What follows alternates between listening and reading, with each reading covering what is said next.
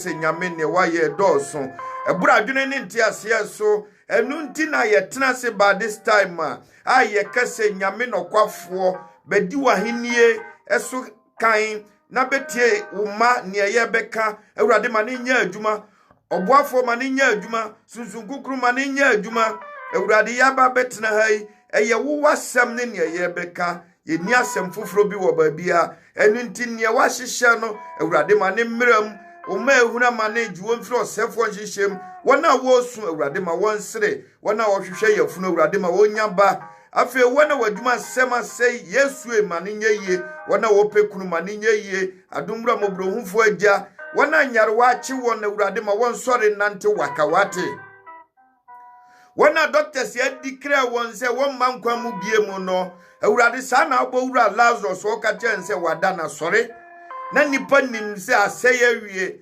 yesisenka wo ha nka wadamfo na nko na edi nansa etu nka eyihwam osihwe mumu amano Jesus condemned them na otwene wo frim no wura danum ofri danimu ba na Lazarus ka ho hallelujah hallelujah hallelujah ejira nka nyankopon se watie ye mpa ibo adom ne mobrohunte amen.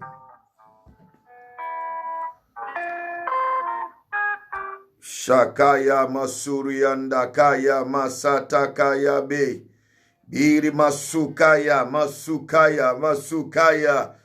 mandara masukaya amusa mahu wate nyaminshira wonzo so ba na wahye na obi nso anya bi ahwe nyame no kwafo no ntine nim nkyire obi biara ene eyafutu sem all right but yebesisemu kakra enafutu sem ne yede beye Bible mu nkyerɛkyerɛ na yahwɛ nyame boa next week no na ya yusu another tactics ede aye yafutu sem se ne da bia aye no da nyame ase enim se nyame ye nokwafo obedom aboa wo mpo wie dada menim se ne na asɛm sitie awurade nokwafo no ongu ne mani mase wate ti ongu zo wani mase obemu wadi nkunim ewa kwandua sanyina so osefo nhyehyɛ yebu ya no nyame ebemana di nkuguo saa na awurade nasɛm ne tie obemana di nkuguo wanka amen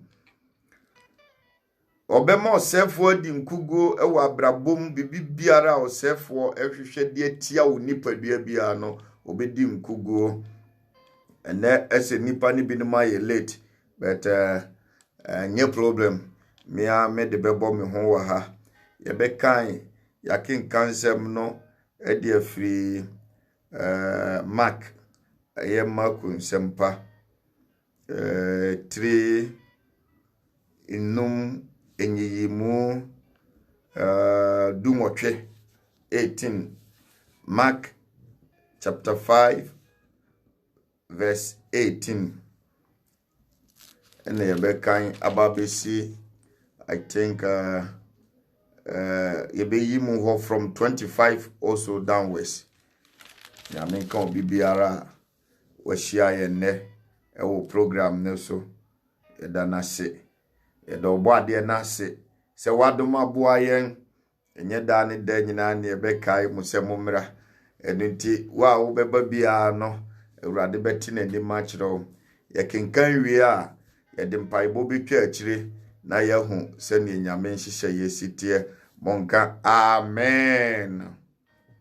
Safi na wadwene ya ye kan Mark 5:18 ti asema ewo ho Yesu Kristo sa obi ana otim kwanchen yare na osa ne yare wie ye no ahonhom ana ewo ne mu no otutu ahonhom ne ye dan efiri ne mu otutu ahonhom ne wie ye no eno ka tikire ne se ahonhom ne enkonkogu empraku a na omo wo ho ha na da bia na meka no obi se ahonhom ne kompraku munti no ono dia oni praku eni twaka na ahonhom no sizi no se osizi won na won nyina akokogu pum na obisa ne na ote ho a oyare ne se ne na nadwenem kana na ahonhom ti ne mu no obisa ne se one hwan o se ye from legion e kire se me ne dodo enete oye nipa ba ko pe nanso nipa na ewo ni mu spirit ya na ekita no there are thousands sana bible ne kire there are thousands nti awurade tutu no ma ne ko wura mprakum kogu mpum ekogu pu ne mu wie ye no na nipa adwen ye ne se epunum a wakọ no ehomo mu na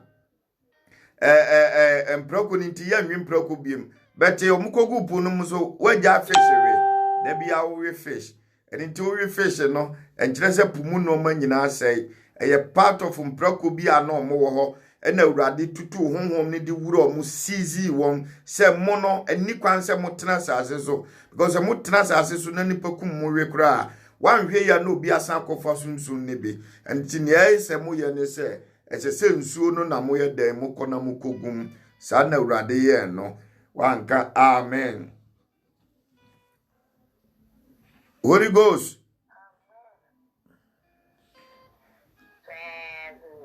Yeah, the nyame ase. Ye wi a ye bebọ mpa ye ewo ho ene enye say ye bekan asem aba but ye bekan Bible masem na ye de aboye bra because ehun hia enoma ne bebre wo ho a ya na ahinta yen but ye hia say ye be kire mu na nipa hu sane esitie Bible masem ye spirit na spirit no emu biara no eye nsenkyerene enti o di nyame asem achi a san nsenkyerene no be den ubenya bi. Amen. Holy Ghost. Kenneth ne waye late ko akiri pa den.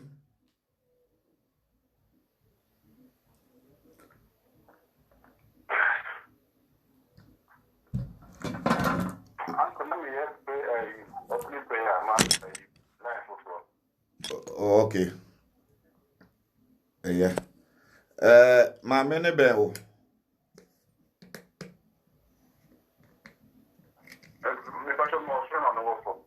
Okay, enyahwe. Ye be kan nanka mbe kan ya no because wa mante mamfa amawa ya ne ha wa dwene bet.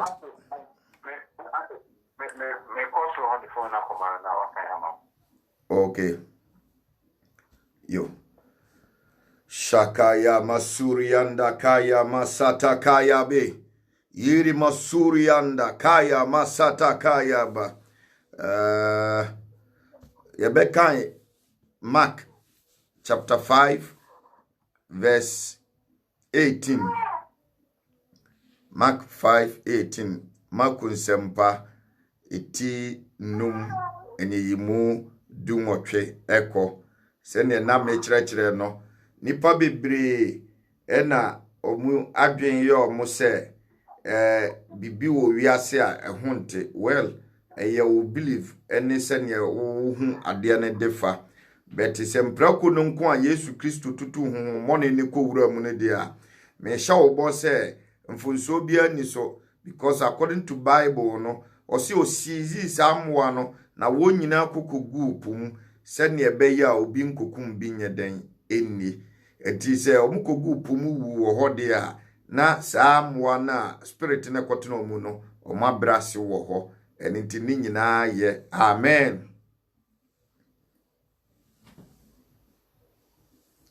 Holy Ghost.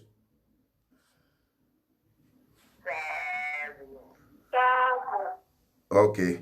Mami yebeka ma konsempa etinum enyiyimu dumotwe besi adu no yewie a na ya jump na free eho aba bia mekese ye na ya jump na besi 25 no so yenko.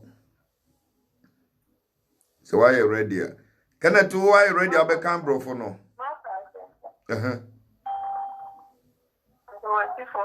Okay, no problem. Yanko. Mako asempano idu wote ni mumba. Paso itite.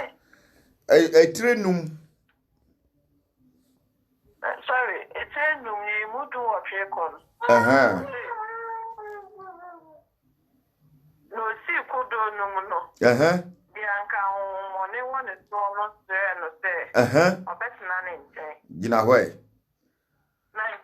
Gina ho Pacho. osina osifri kodo onumu no obi a na honhommone wo ne so a ono ye na dwen se awurade atutu di ama no no osre ne se enke be ya obetna ne nchen yenko Na nso wa ma no kwai. No se. Ofie. Ofie afonte. That's it. Na koka nioma awurade ayama wo no. Wo ni mobra wo hu wo no. Chewo. Yo.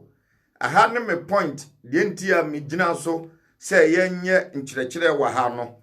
Eni nie eye very simple. Nipa bebre wo ho a awurade boa omo a na ye den di amane se obetimi aye den adi adanse.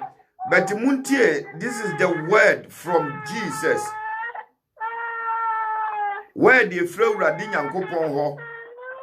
Osiko fie na koka kire wo nuanom ne wo namfofo no ni awurade aye den ayedi amawo. Si abonten na boda wuro kon ka kire nipa fatu nipa fo senka ye fie de na ye nware nanso awurade adominti matima ware ka ye fie de ensa adwaman wi cigarette abuho bet awurade adominti jai ka ye fie de yafunu yenya bi ne ye de awoba nanso obo ade adominti hwemema entafo na aye den abu mi so no hwe kwa bonten kona ko ka kire wabusuafo ka kire onamfofo ka kire won se enka yemfie de ade a friend se lupre yamfuru bi na yahu UK anase yahu London anase yahu Belgium yahu Germany bet awurade adominti Yesu adominti ebi anem me wo Belgium wo London wo Germany wo America Minu asi 19 ne so bie ma me wate. Nanso wa ma no kwan. No se. Ko fie. Wo busu afonte. Na koka nioma awurade aye ama wo ne ehu. Ni mo bra wo hu wo no chewo. Amen. Amen.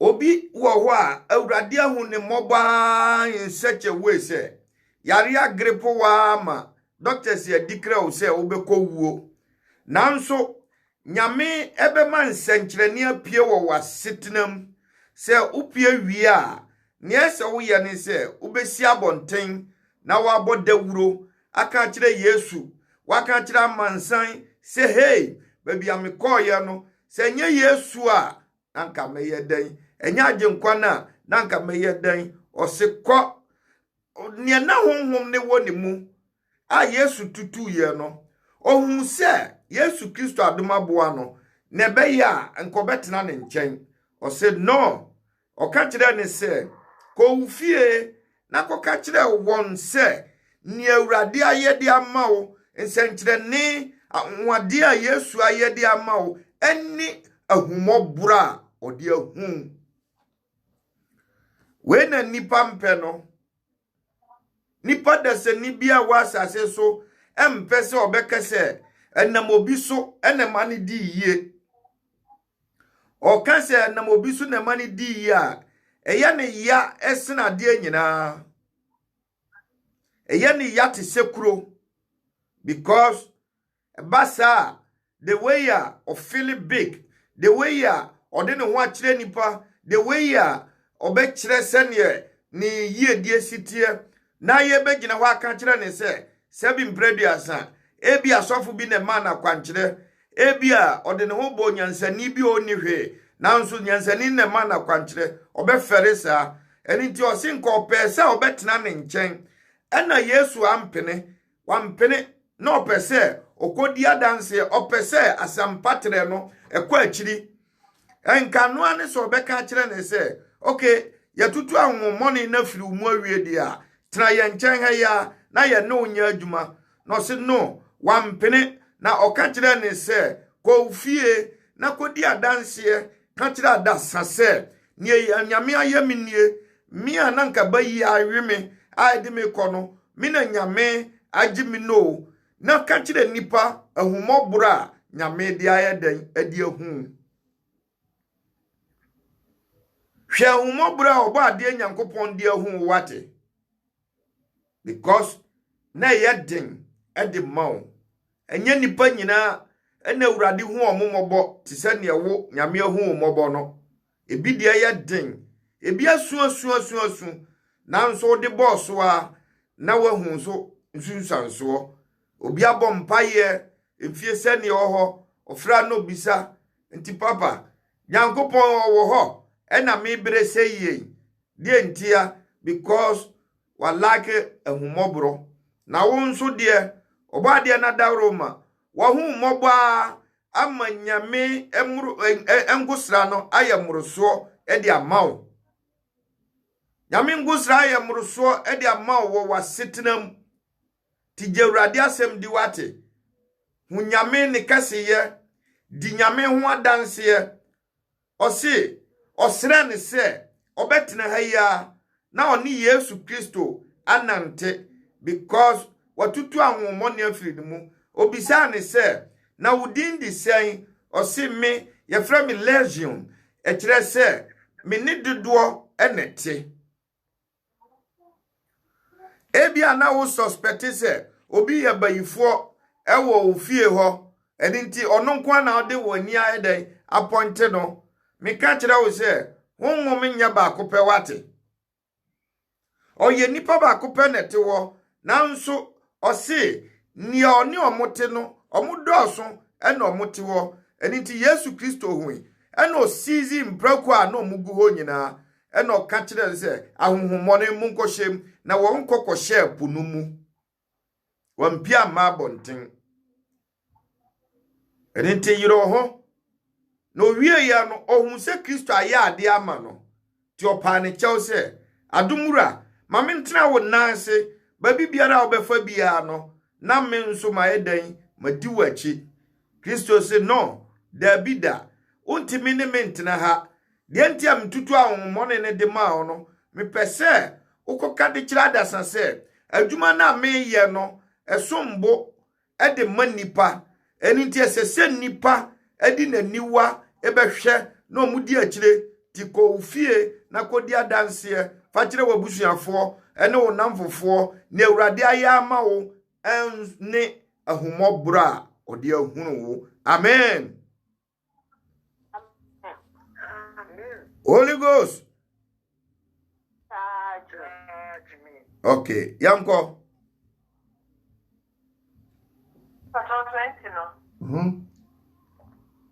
Na osimu ukoe. Yeah. Na ukofiti asieta nyoma akasia Yesu yema no wo ikapoli.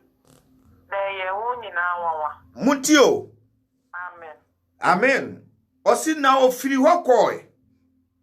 Na okokan senkyereni a Yesu Kristo aye edi amano no. Na ye woni na wawa. Mi bisa o se ade achi a usori tetremada bogiem utimide unsa kwa no no enye nsenkyerene mawo na woka de kira adasa se nyame kase yenti ena ma de pa achi ya na yemfa bibia nto nchen sikao ahonyade o denyo yemfa nto nchen bete wo nkwan enana dwi yani nipa binim na ekoda bete ade bechi no ye bete no quite different now so wo de oba ade na da romanti woda so timkom wo be sore wa hoden waka wodi be kwa adwuma na wasan aba na osimu koye ewo kapolis ekoka anwade ne nsenkyereni a Yesu Kristo ayede amano awurade ne nhihwe wo ho osi sika ne dwete eye magyadea se wunima meka de akyerew sika aye friend se solid money no asase bia biguma yetu no asase ne nya odea oya hina oya hwesofo awurade ne che sika eni ti opa ena oma wasase a wote so no ensankyerɛne yɛ den epie wɔ hɔ anya sɛ obetena hɔ 24 hours a day unhu hwee enti ohia sika ade ohia ɛwɔ na setena mu ne sɛ wo obedi adanse edi ama no obo ade Nyankopɔn no ɛwɔ ne wayɛ di ama osi no di adanse akɛseɛ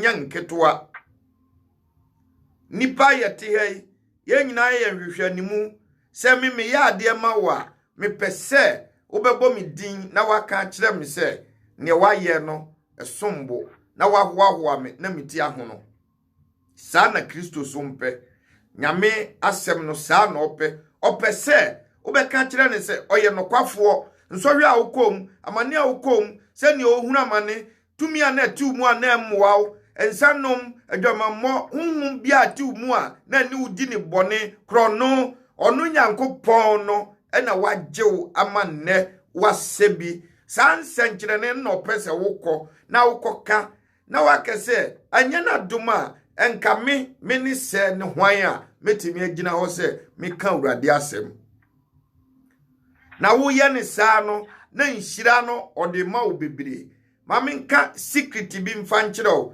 ɛwɔ Nyankopɔn asɛm mu anytime bia wobɛgyina baabi na waka kyerɛ nipa anase wobɛka sɛ Awurade Nyankopɔn adom nti ɔyɛ mi sei oyimi firi we mu no baabi a Kristo wo biara no ɔwɔ millions of billions of years ɔte because tie ɔsi baabi a baanu baasa ahyia no na ɔno Nyankopɔn na ɔno so yɛ den ɛka yɛ ho ɛnti moment a wobɛsɛkew moment a woni unua ɛbɛhyɛ aseɛ wo share the glory of Almighty no na nyame na so ba kwa yɛ den ate wanka amen.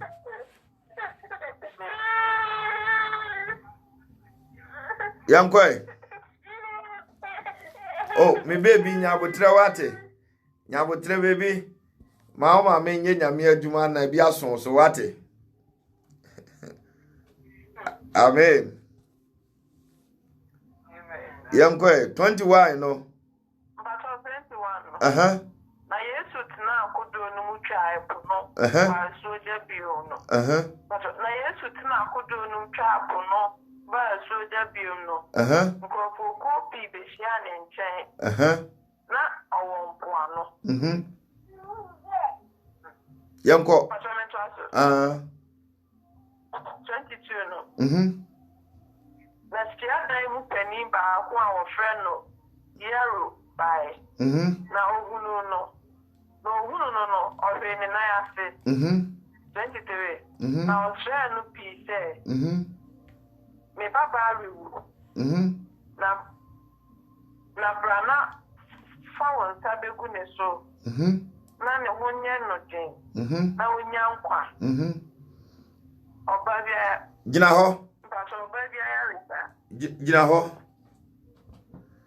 aha no osi Yaro ebe fi Yesu Kristo na ase or the respect ebra no because enaye esisi form no nipa da sani mu no apart from say ye de be hyempaboa na ye gina ho a ye chinchim ye ho hwe se ye nice aye fe no ne ebe ka tire wa ne se hwe ne nice fi bi aniti moment ya nipa da sani ebetimi akoto na wakisi unase no ekire se onsem fatao se bi kro obegina wo una anase obechia wo but unase mfuturo kra no eye nade nti Yaro kesi Yesu Kristo ne nase mfuturo de nti atese ane se na ne baba yare dafie eni nti ofre Kristo se Kristo mra na omeboa no ema ne baba no enya yaresa empanfo wo kasa bi se obi amane esa na obi tie ni ye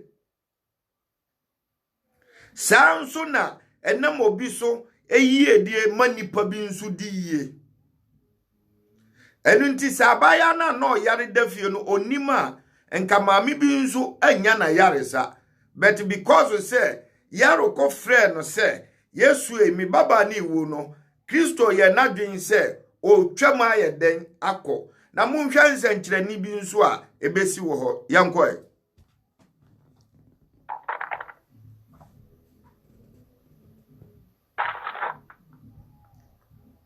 23 no. 24 obabi ayarisa atifiasem. Na oni no si mu koyen. Na nkofu kopi dinachi. Na otre no te. Na otre ne so 25. Na obabi amoja tuno finshia dumienu. Na wahu amani pi ayarisa fo bebre ntem. Na wahwe na wodi nyina. Na nyenu ye biara. Okay. Gina ho. Of course. Nemu okoso no. Gina ho. 26, you know. Also, a certain woman which had an issue of blood 12 years and had suffered many things of many physicians. Doctor for now. Oh, minua bema, mabofra, wa me no kasa, wa hunamane ewo nyaruwo mache. Dia be na nusifuo nka nkyere wo. Dia be na doctor se nka nkyere wo. Dia be na sofofo emeyeye, akwankyere be na yemfa ma wo. Emfie bebre ni amane na oda so ye den ehu. Yanko.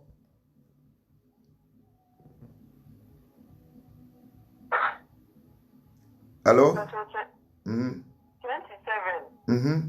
Ati Yesu nkano.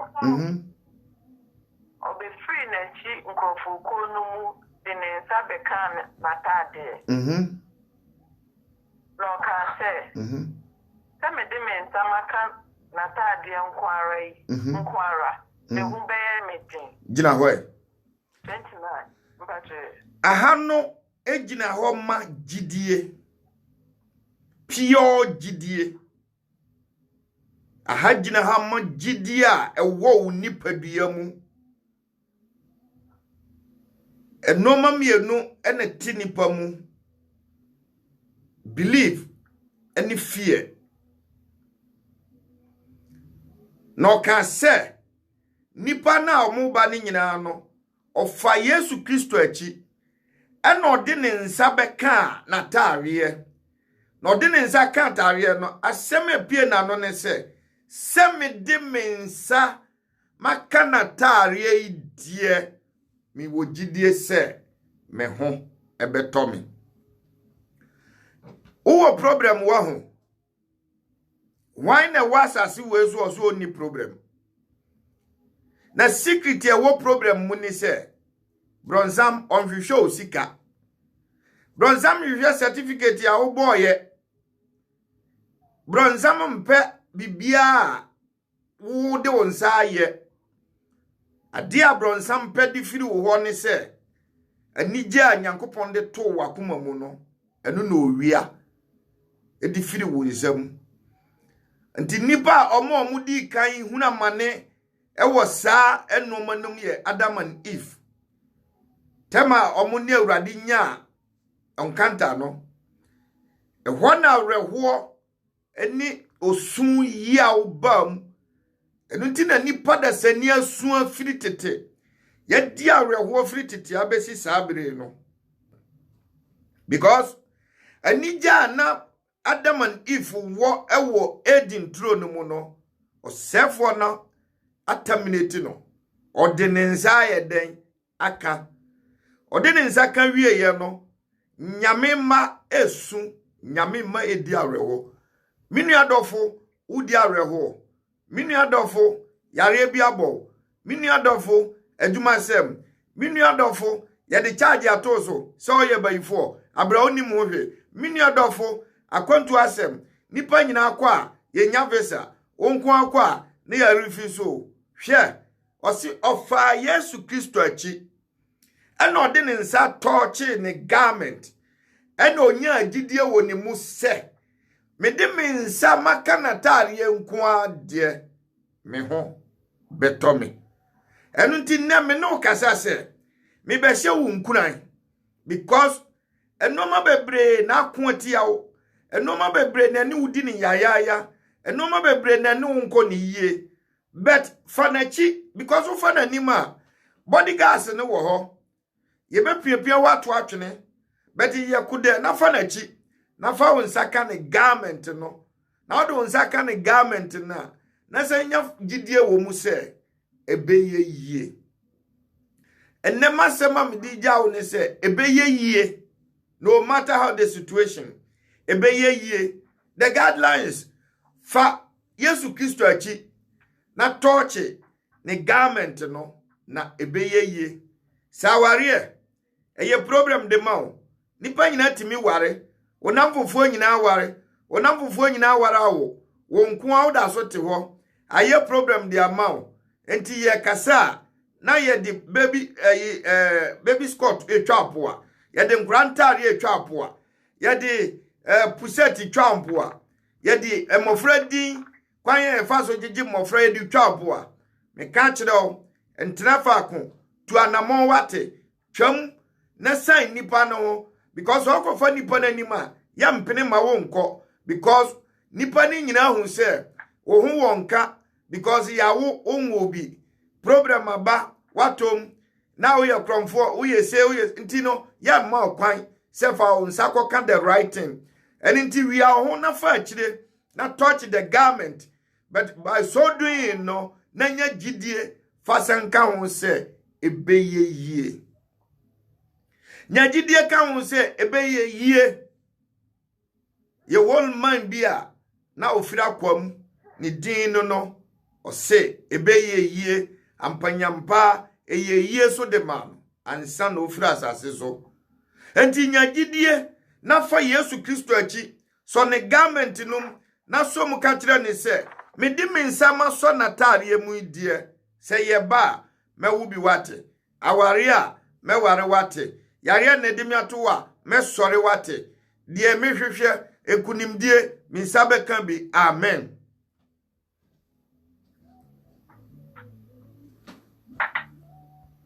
Amen. Amen. Holy Ghost. Yankwe.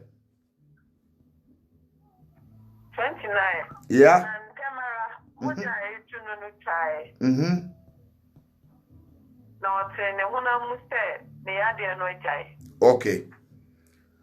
Osi na ntem nala emoja na etunu no etwae na oti woni widie mu se ade bia firi ni muko spirit na edi ni nya no efiri ni muko sesi ame no kase Yesu Kristo ena yakofra ne so obi yare no obetwa mu wo mfichire akọ tieni yo Yesu Kristo wa mawu ba but profit wo ho wate. It's not because of you, but try your best to profit on this way. Yakofra ne say akrabi wu obabi enenti papa na kofe ne nanse he has no option say obeko obedi na chi akọ enenti Kristo twam ewo wu mfichire ho Kristo twam ewo hospital bed na oda so no Kristo twam ewo yafunu na aloko no Kristo twam ewo aware ahonware Kristo twam ewo hia buburo no a ode ayeden nipa de ato so no Kristo twam antifa na chire na koso atare enum na obehu se ehia ne beko yafunu ne beba aware ne beba empomdine ne beba nya wo hwehwe bia wonsa beka amen. Amen. Yentia hai yanko Atotete no. Na ntamara. Yesu hunu ni mu se aho jimbia free ni mu. No dane ne ho. Ofuko no mu ka se. Why na ode ne ho ka matade. Gina hoye. Amen. Amen.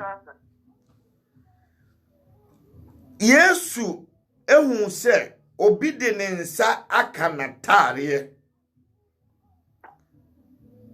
enti media me ka kire wo se atare na ohu na se garment no there's power in it, strong power in it. Touch it o twamako se wuja ne mani twamko agi afeda eni ti o twa mu sesi ya no fa wo nsa ka na obetwa no ho na obebisa se hwan na de ne nsa ka me because Kristo no ni bibia ekita tumi eni ti ofre obi a odi tumi ene mani pakro eni ti yanum asem no tumi na wom eni ti ye fre ne ni ho ema ne ye dan ba ne ni ho ne wo mpra ne ye we can call it down and it shall be well with you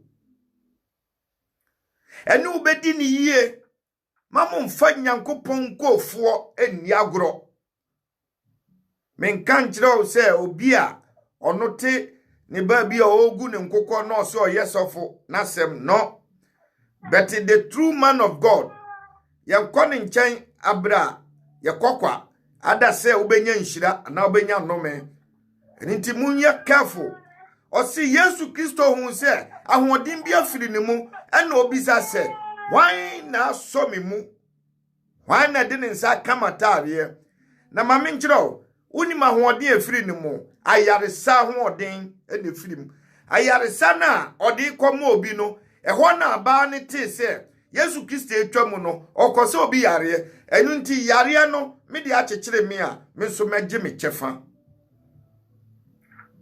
enu nti sesi a me no kasai o twam wo mfikire una unim ne atetewo una unim ne hawo una unim wa mane una unim wo problem e mane nkonwie na wa be ka kire me se Kristo twam wo hu no sesi a ye gina hai ye be bom paye be ye 5 to 10 minutes aka kire ne se ena o twam e obi na yare ena okosa ne yare eni nti yare sa ehunhom ena odi twam.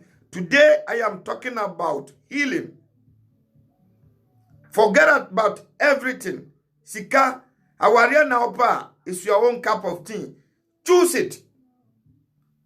But wa we yare ti asem we ya me kan di kire we eye life na me ye but ebetimi aye tomorrow.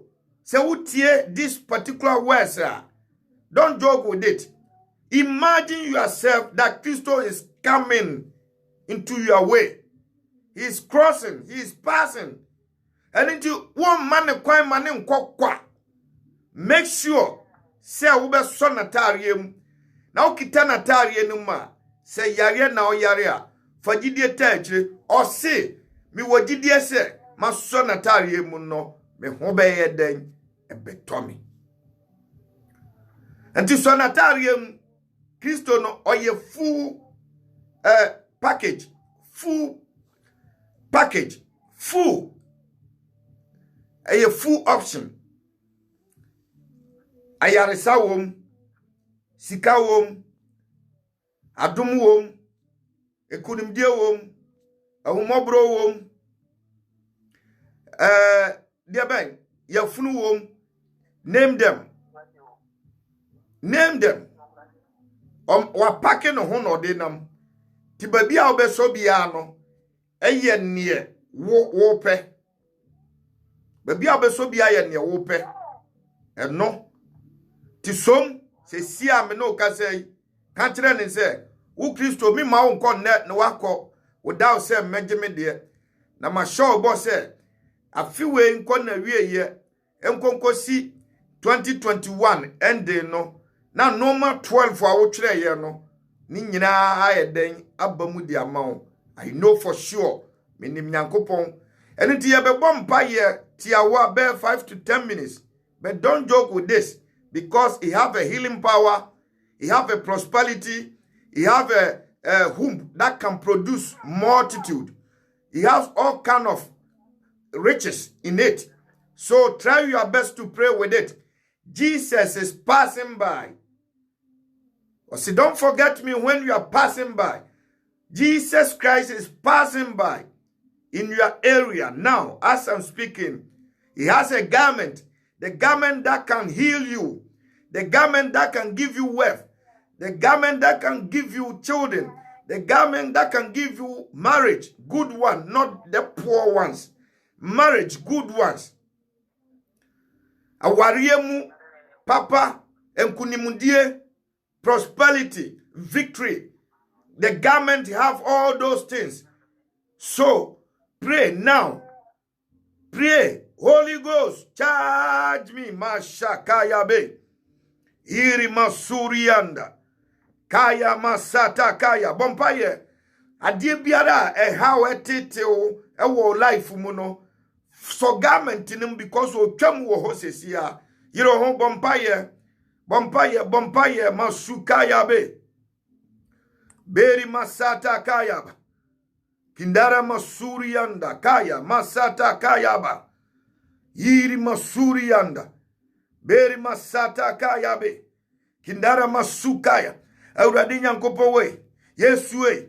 Mobro humfu eje. Ye bompaye. Utwamako ukosa ayaresa ntina onam oba ne so watariem ohun nsenkyerene Awurade mi ma wo nkɔ abraminsanka mi nsenkyerene mi so watarie num ade biara aye kwankro ade biara edisivu mi wo life ade biara ebroku mi sikasem ade biara ebroku mi yiedie Yesu mobro humfuei eje hun konkre oh mi wo gidie se ebeye yie masuka ya bompaye yiro hu bompaye be 5-10 minutes ye di ba wieye enafutu sem ne ba bia de fa ye no eni nti bompaye asem bia ni hwa ye beka sa asem wo ya na ya asem ayeka yiro hu bompaye mashaka ya be yiri masata kaya ba beri masuri anda kaya masata kaya ba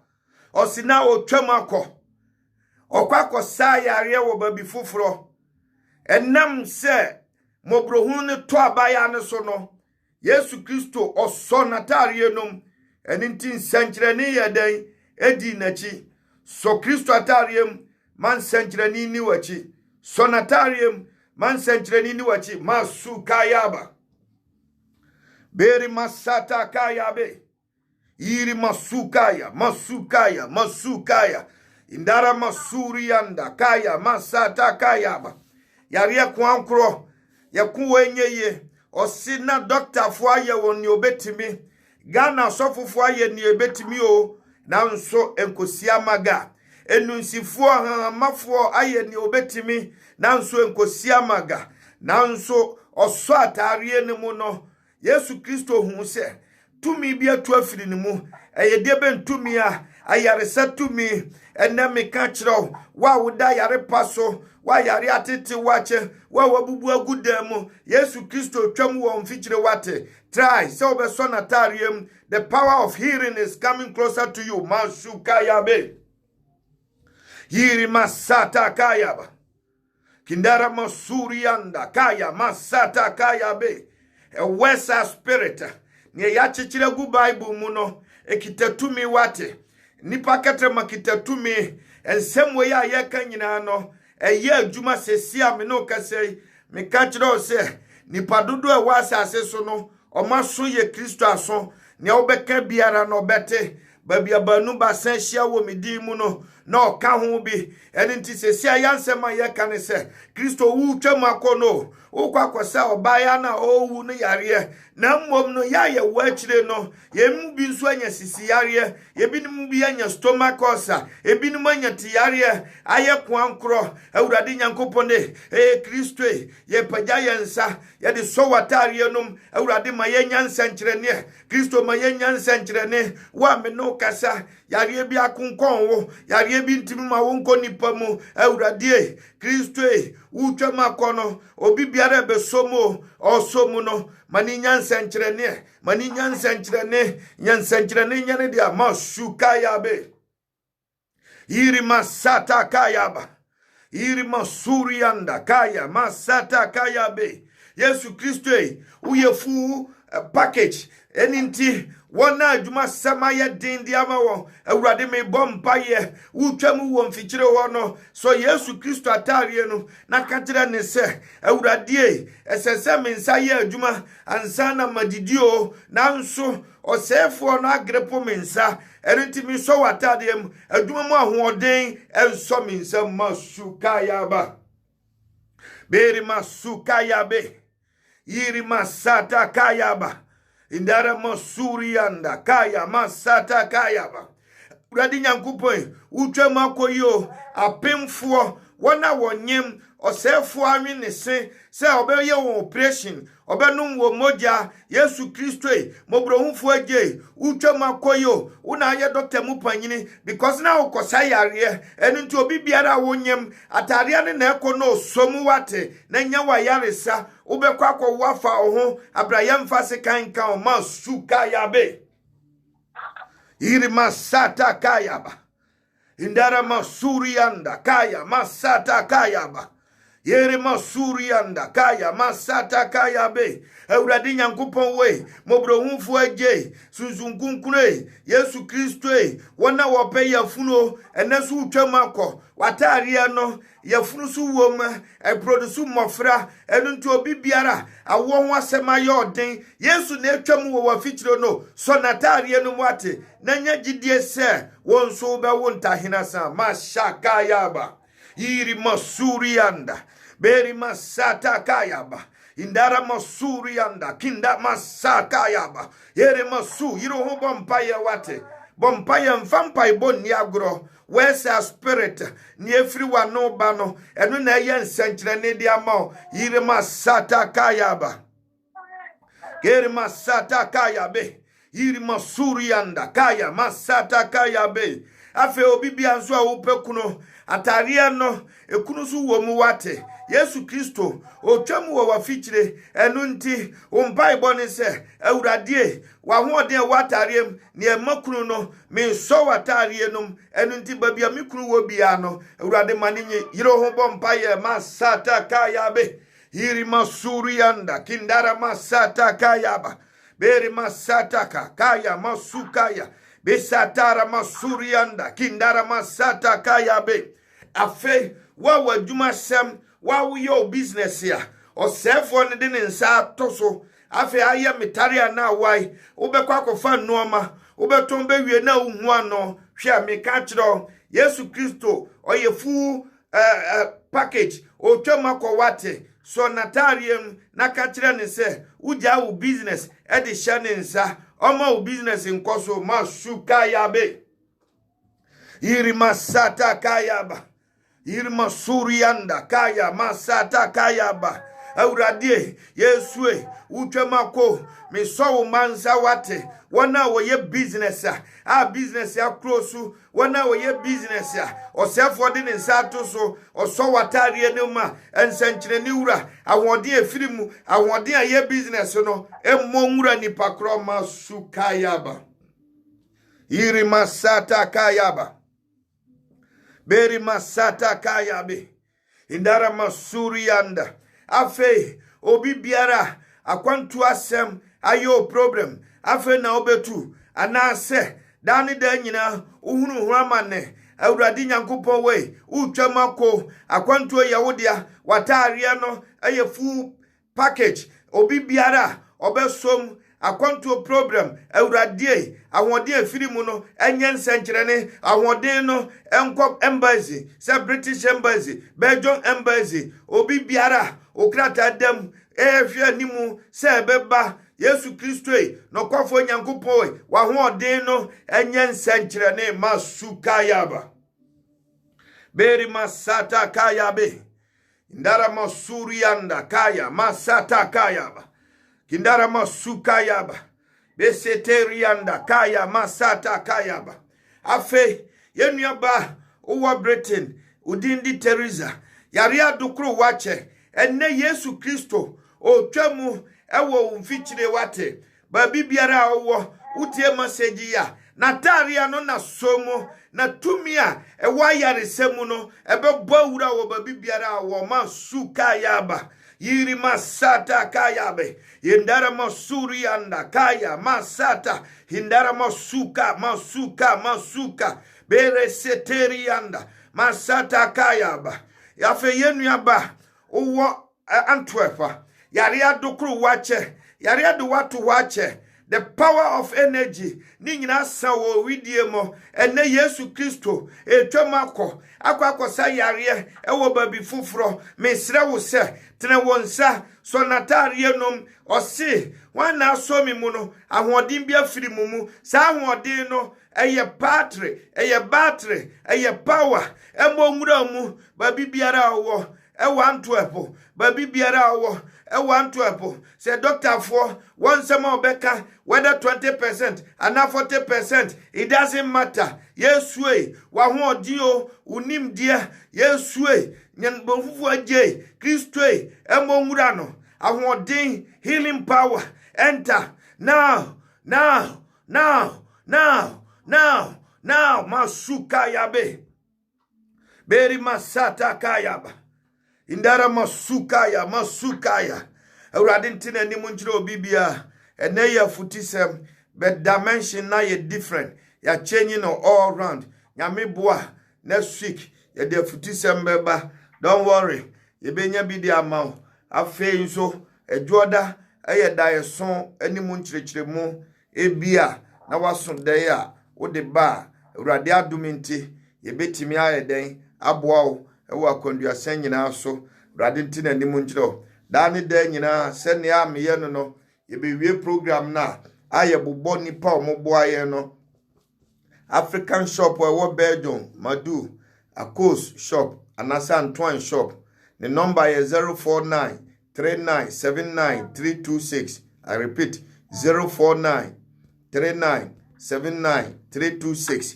say wo Belgium na person ni ye business ya contact no wo Germany o person ni ye business ya contact no Europe baby biara wa opeso bie African shop onene nkasa no betimi abie obetimi akra normal free Ghana direct edi abrao amen. Holy Ghost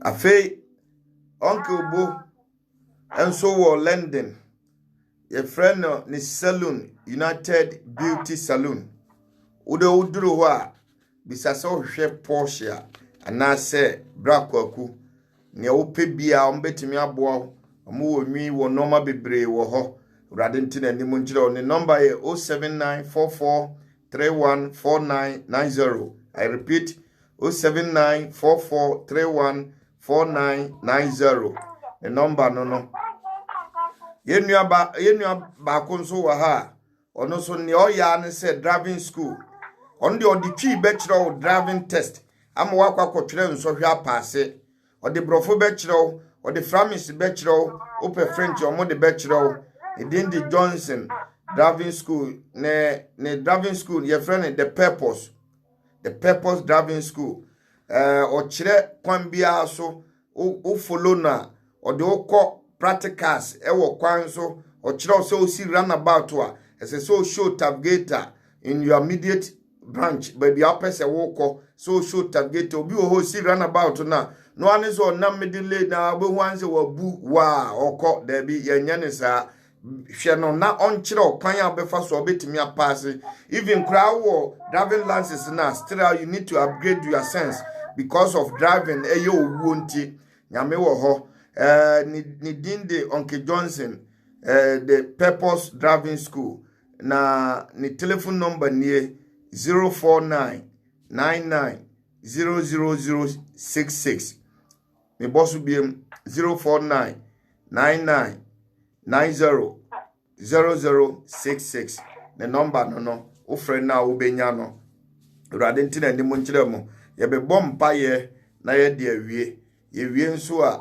me wo ho se bi obi wa asem opeso oka obetimi aka obi wa dance die bi a obetimi aka machira mu de nti adanse ho hia because Yesu sa obi ana spirit ni wo ne mu no o ka kire ne se kona kodi adanse kire adasa nsenkyere ni a wahu ene ahumobro awurade de adomwo te awurade ye bibi ma na odi sia ebe die tia because bronsambe bo ko adu aka kire ne se wo hu se wo ye we di ma unipo ba no kra no omfi wo no nkai wo bronsam ya ade de mani nkofo a omu ye show up obeka kire mu se monkɔ abonten na nipa nyina hu no matwetwe nipa nti no motwe nipa kɔkɔto num no but sese wo kɔka kyerɛ obi so mra awurade fi a ne wanya no ntimi mpɛ obedi ho adanse ni nti no nipa no so mpɛ obɛyɛ den obɛba wanka amen obade yɛda wase charge me sorry kamile bitwa no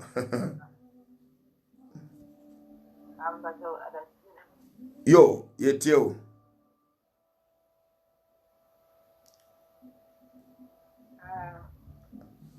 Pacho, o voice in Emra Sro kakra why? Hello. Holy Ghost. Charge me.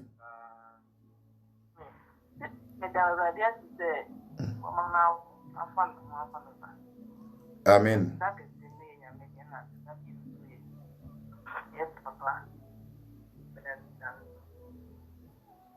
Amen.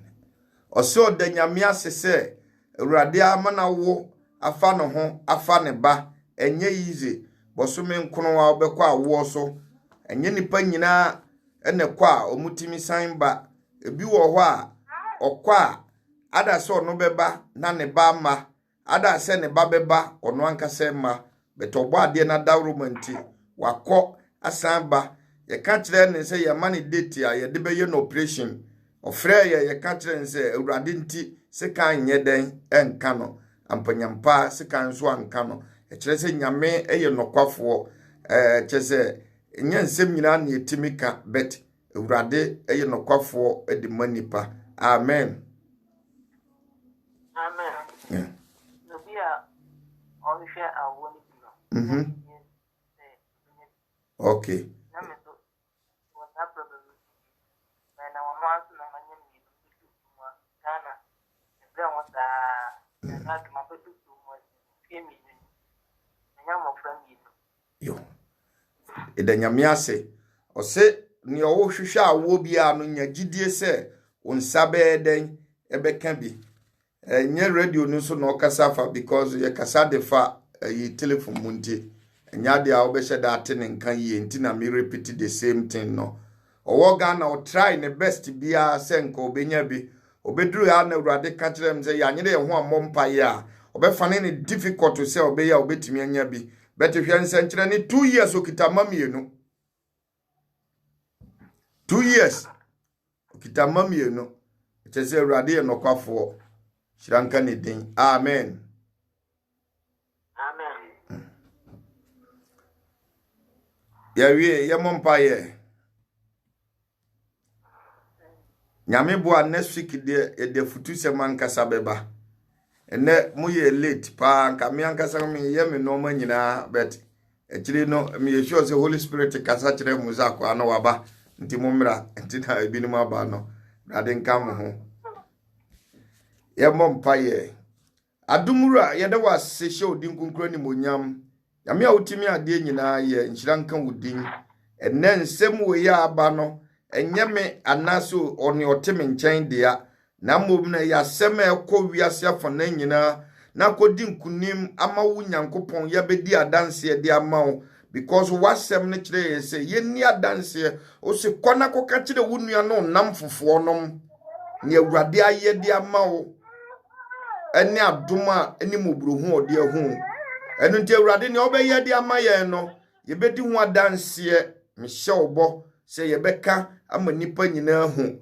se wo ye nokwafo ampa shiranka udin eneso ye kodaw Awurade nyame boa memene da ye behia ma ye ntiate nka bone ye firi musuo mfa ye nkonso hwem ade biara osefo behyehyɛ obo ade ma wo ma ente yawo ma ye ni ahurusie ewo ya setenem shiranka udin se wotie empaibo adominti amen yo Awurade enka mu nyina ho yedamase semu aba ene minuaba wo Antwerp antia free ye mihiaw so obefra mi tibomodin so obefra mi sisi ya that's it amen mama bye